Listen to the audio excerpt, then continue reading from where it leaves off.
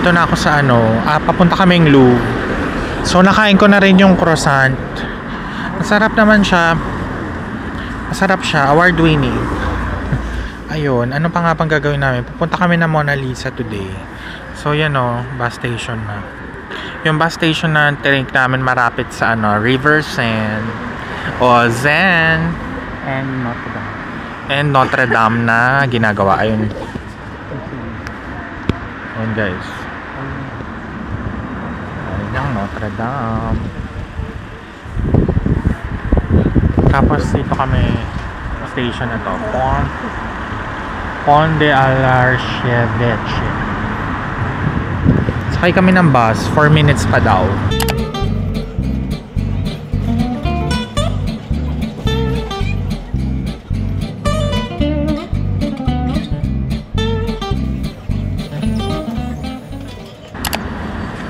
Andito na kami, saan kami? Malapit sa Louvre daw.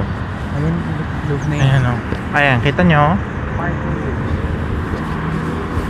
Bababa muna kami sa River Seine. S-E-I-N-E. Kita nyo yan, hindi yan madumi. Sabi nila, tinitreat daw yan.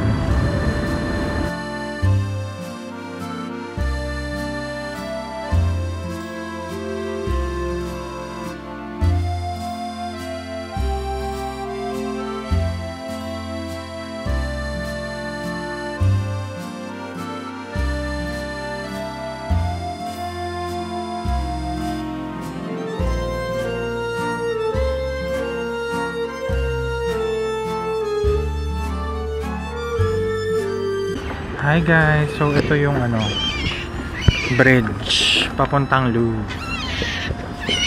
Yan. Dito rin yung scene ng favorite movie ko, View from the Top by Gwyneth Paltrow.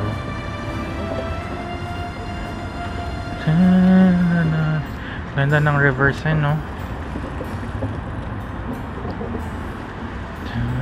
Romantic.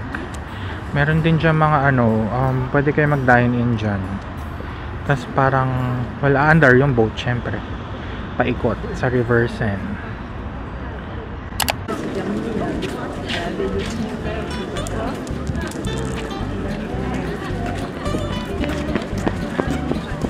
Dito na kami sa Louvre. Ganda, diba?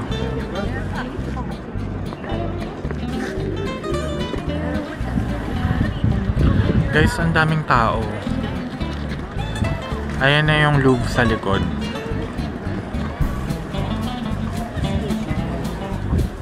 Diba?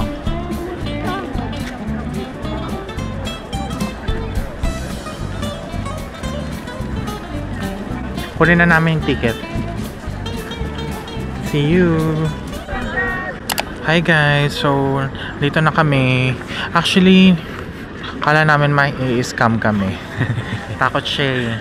So, nakuha naman na namin yung sticker para diretso na kami sa Mona Lisa. So, may meeting point pala yung mga host. Ayun Paris City Vision. Paris City Vision. So, kasi kanina nagpunta kami mismo dun sa entrance nung Louvre. Yung tatsulok na yan. Pumasok kami agad. Kaso, hindi pala pwede yung voucher code ng Klook.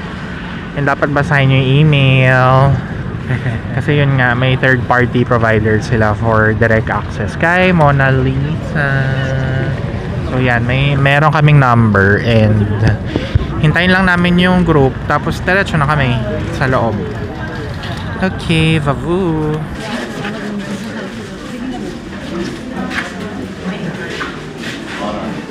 Papasok na kami guys.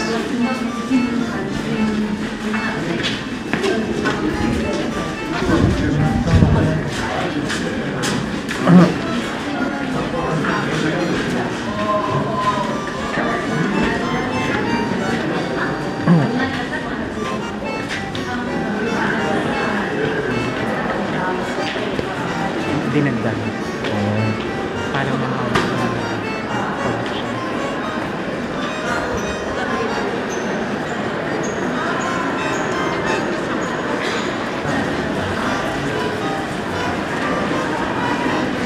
Mga isang chocolate. yung lalim ng try. Ayun o, ito yung ilalim pala guys, yung triangle.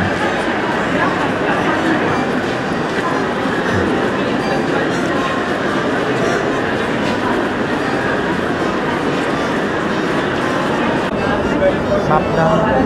Ah, okay, okay.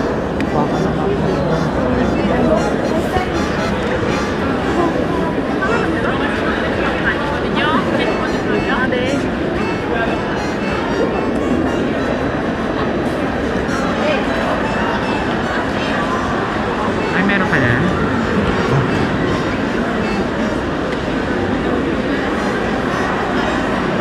Oh, may mapa na.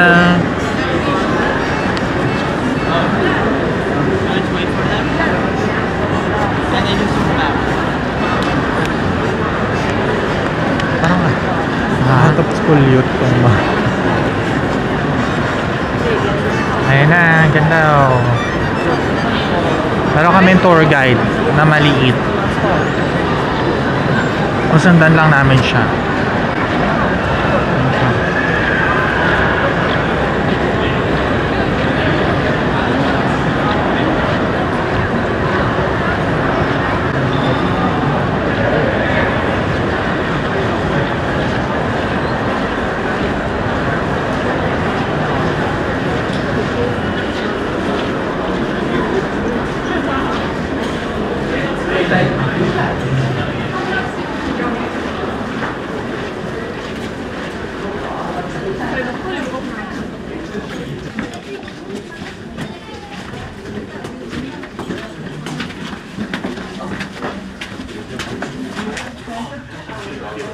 May pa-instructions.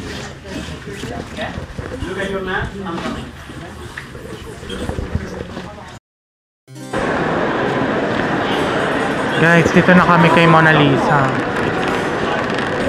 Kasi sobrang daming tao, kaloka. Okay, just here, the line, okay? Okay. Line up. Just here. The line. Daw ng line.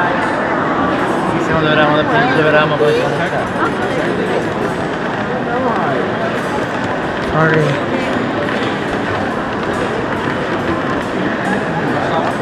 Grabe, ano siya? Artista yun.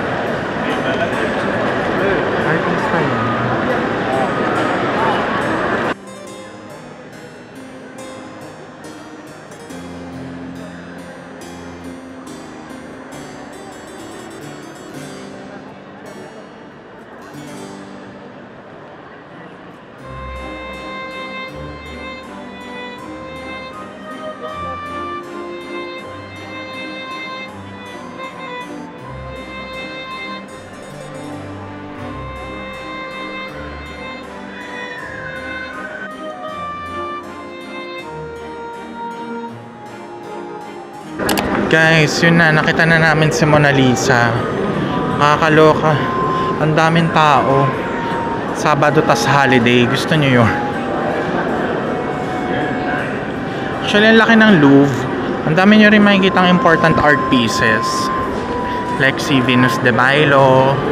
Tsaka itong facade. Facade ba yan? Anong tawag dyan? Ceiling. Pandar. Ay, super dami lang tao. Kebs. Without any authorization. Ano, ang ganda oh.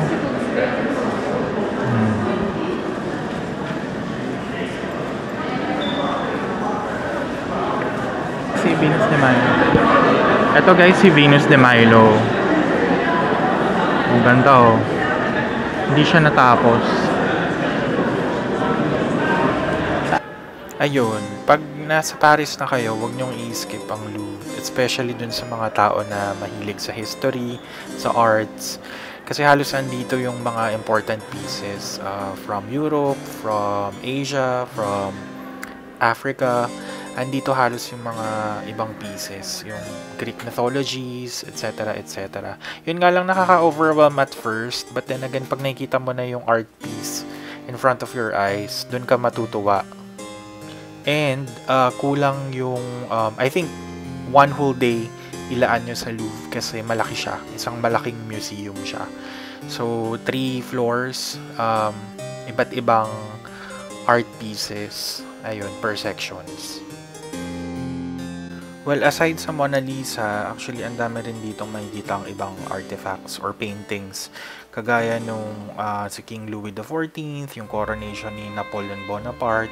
Hindi lang paintings pala guys, even yung mga sculptures. So, meron dito, pinicturean ko rin si Venus de Milo na according to them, hinango siya from Aphrodite.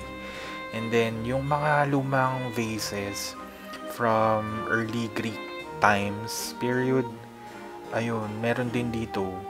So, talagang na-excite ako kasi medyo fan ako ng Greek mythology.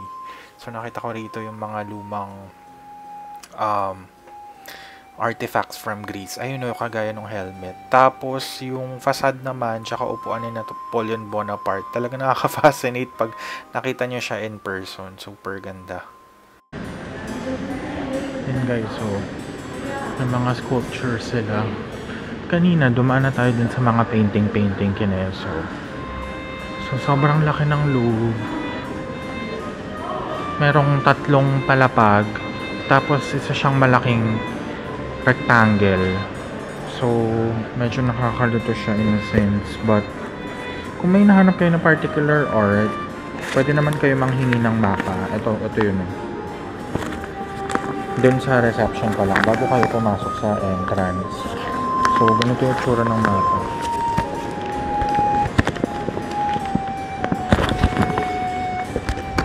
Ayan siya.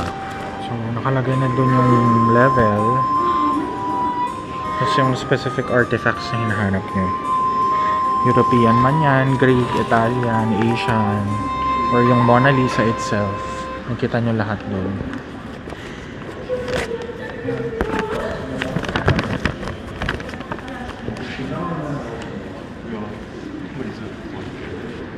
Tsaka dapat ready kayo pag sobrang daming turista pag weekends and holidays. And bongguan talaga as in, especially sa mga paintings part. Yung mga famous na mga sculptures, famous paintings, yung mga famous artifacts, ayun. So you have to be prepared and be careful sa mga artifacts kasi yung iba bare, so baka madurog or baka masagi, ganun.